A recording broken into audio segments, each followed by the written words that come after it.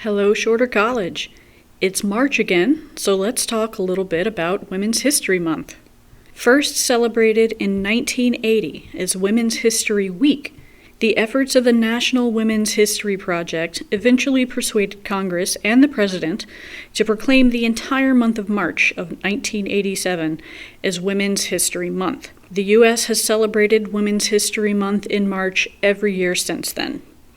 This month, we've decided to highlight Ada Lovelace, the world's first computer programmer and a visionary in the realm of computer science.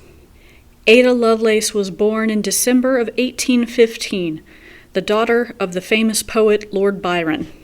She showed an aptitude for mathematics from an early age. In 1833, she was introduced to fellow mathematician Charles Babbage, who is now best known for his analytical engine, a precursor to modern computers. Babbage was never able to build a working prototype during his lifetime, due in part to lack of funding, and while Babbage himself never wrote any papers about his proposed analytical engine, he did give lectures about it on occasion, during which others sometimes took notes, which were later published. An Italian engineer named Luigi Minabrea attended one such lecture and published his notes in French. This is where Ada Lovelace comes back into the picture.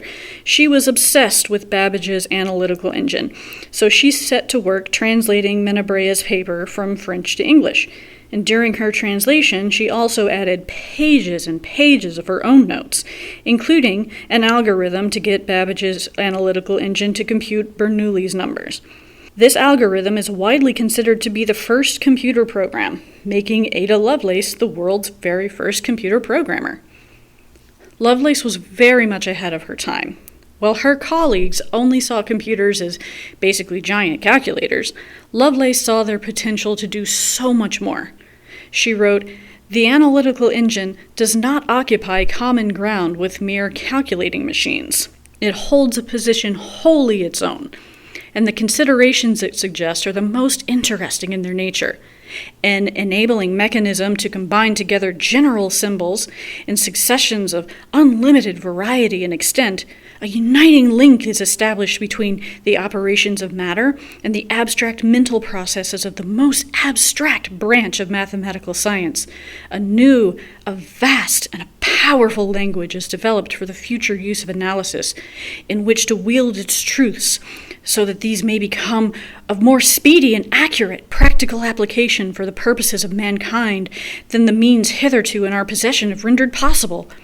Thus, not only the mental and the material, but the theoretical and the practical in the mathematical world are brought into more intimate and effective connection with each other. We are not aware of its being on record that anything partaking in the nature of what is so well designated the analytical engine has been hitherto proposed, or even thought of as a practical possibility, any more than the idea of a thinking or of a reasoning machine."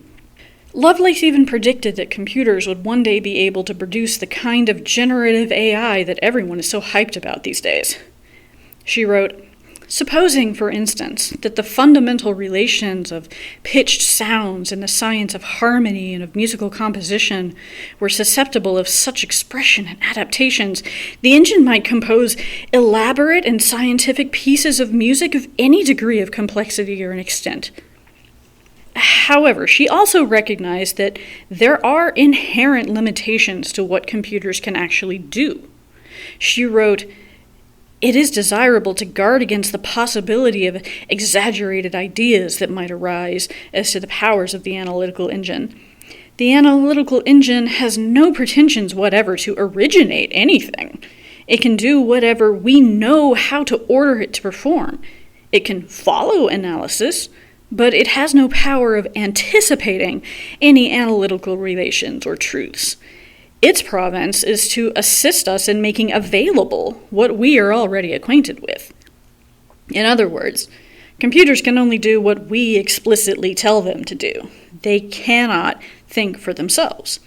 And in the case of modern generative AI, like ChatGPT or Midjourney or the like, computers can only work within the confines of the data that they've been trained with. So the next time you use your computer or smartphone as anything other than a simple calculator, or the next time that you use AI for literally anything, spare a thought for Ada Lovelace, a woman centuries ahead of her time.